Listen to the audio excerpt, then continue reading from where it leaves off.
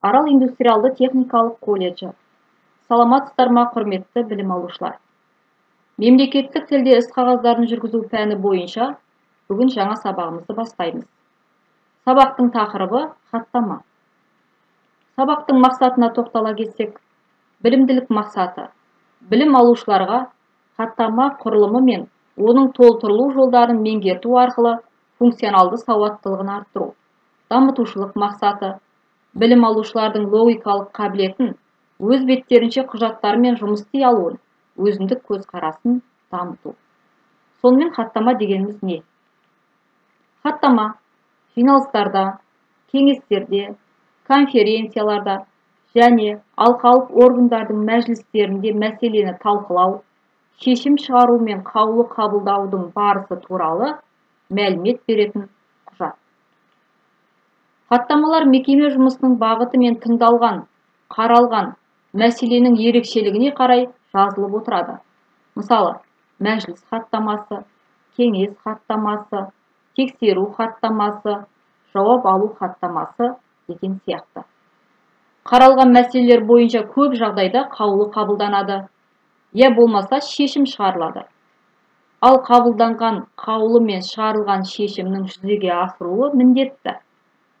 Сондықтан хаттама мазмұн мақсатына қарай өкілетті құжат болып табылады. Хаттаманың қандай түрлері бар дейтін сұраққа келсек.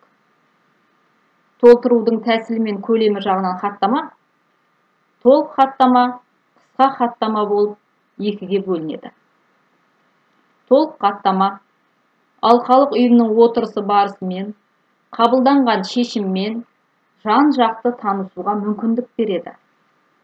Сөйлеген сөздердің мәтіні толық көрсетіледі. Қысқа хаттама талқылау кезінде айтылған ескертпелер мен пікірлердің сипаты туралы түсінік алуға мүмкіндік бермейді.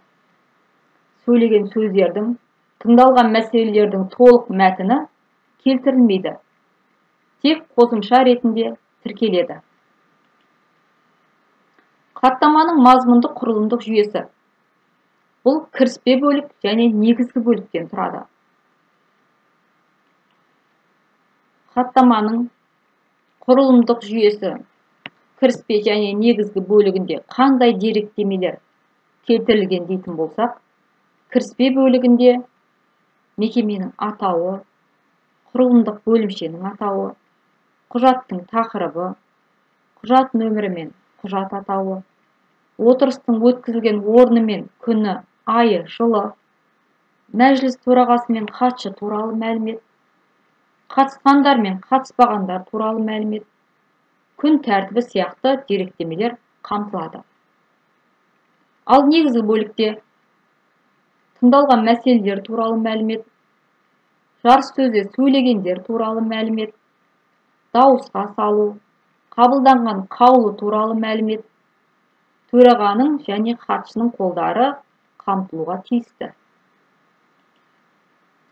Құжаттың заңдылық жарамдылығы барлық қажетті деректер мен олардың дұрыс толтырылуы мен және хаттамадағы мәліметтердің шындыққа сәйкестігімен анықталады.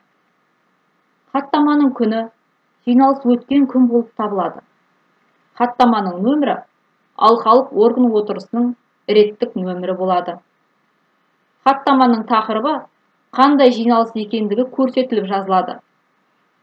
Мысалы, зауыт бөлімшелері басшыларының жиналысы болатын болса, онда тақырыпты зауыт бөлімшелері басшыларының жиналысы деп қоюға болады.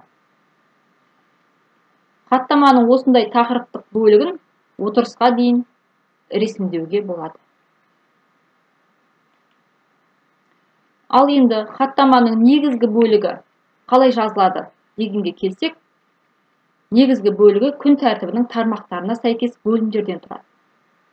Әр бөлім тыңдалды, сөз сөйледі, қаулы қабылдады деген схема арқылы жасалады. Тыңдалды бөлімінде баяндамашының аты жөні жазылып, сызықша қойылады да, баяндаманың қысқаша мазмұны баяндалады. Сөз сөйледі деген бөлімде де осылайша жүргізіледі.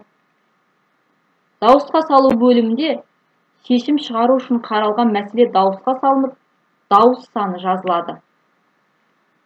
Қаулы ет деген бөлімде қабылданған қаулы жазылады. Бұл сөздер бас әріптермен әрқайсысы жаңа жолдан жазылады.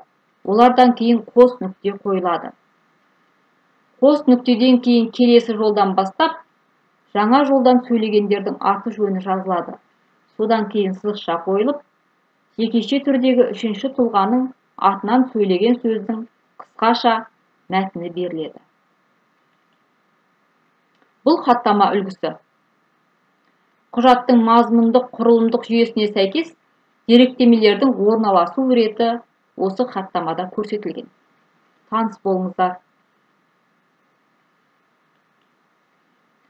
Хаттама жазу барысында төмендегідей стандарттық тілдік бірліктер қолданылады. Біз сабағымыздың барысында құжаттың қалай жасалынады деген сұраққа жауап бердік.